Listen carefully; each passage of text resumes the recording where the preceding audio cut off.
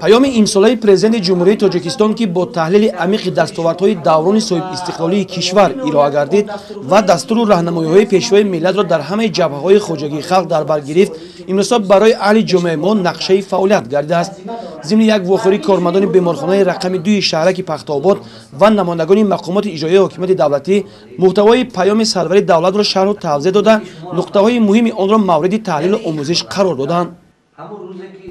پیام این البته یک دستور مشخص، یک راهنما برای هر یک ساکن کشور، هر یک خدمتچی دولتی می باشد و همه ما باید که در فعالیت هر روزه خود اون را سرمشق فعالیت خود قرار دهیم و همه طلبات اون را نکته به نکته به جای بیاریم.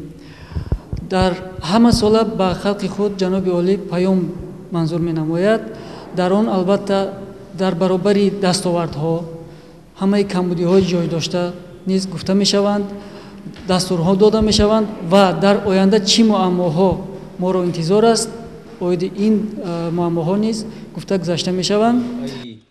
پیام امساله‌ای پرزیدنت جمهوری تاجیکستان که سمت‌های اساسی سیاست داخلی و خارجی مملکت را با تحلیل عمیق دوران صاحب استقلالی کشور در بر گرفت، این حساب برای ساکنان مملکت دستور راهنمایی فعالیت گردیده است. بسیار ممنون از آن هستم که خیلی از سالهای پیشین نگاه کرده امسال، یعنی از پیام گذشته تا این پیام خیلی پیشروی ها در ساحه معارف نیز به نظر رسید. بنیادی صنفخانه ها، بنیادی تالارهای ورزشی، بنیادی مکتب های نو به نو، این البته دلیلی همین سخن هاست.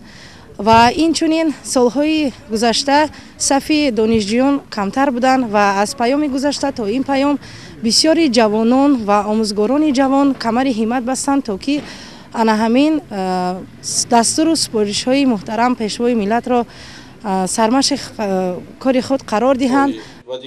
باید گفت که در شهر ترسونزاده محتوای پیام سرور دولت از جانب مسئولین مقامات اجرایی حکومت دولتی و کارخانه و تشکیلات‌های شهر ترسونزاده همه روزه مورد تحلیل و آموزش قرار می‌گیرد. گزارش خورشید حلیم و فیروز میرزایف از شهر ترسونزاده برای برنامه اطلاعاتی نوید.